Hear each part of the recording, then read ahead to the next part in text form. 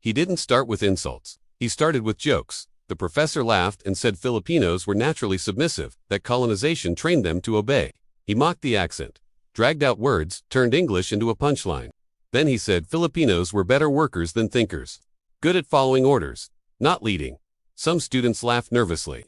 Others stared at their desks, because when mockery wears a smile, silence feels safer. The professor leaned back, comfortable, confident no one would challenge him. Then came the line meant to end it all. If Filipinos are so capable, why are not they running the world? Silence. Then a Filipino student stood up, calm, measured, unshaken. He dismantled the joke piece by piece. He started with history, not stereotypes. Filipinos weren't trained to obey. They were colonized, exploited, and denied institutions meant to make nations powerful. And yet, they resisted revolts, revolutions, intellectual movements erased from European textbooks. Then he moved to labor migration.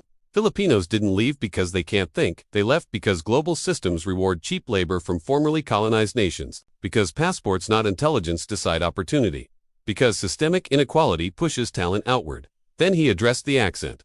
An accent is not ignorance. It's proof of multilingualism. It means learning another language to survive, while others never had to. A European accent, he said, is not superiority. It's historical privilege.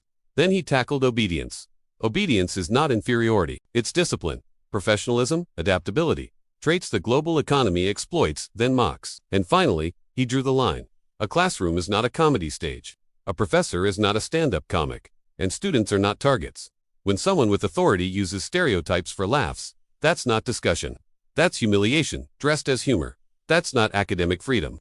That's abuse of authority. He didn't insult the professor. He exposed the logic behind the joke. And once exposed, it collapsed. No laughter, no comeback, just silence, because stereotypes survive on jokes. And facts kill them fast.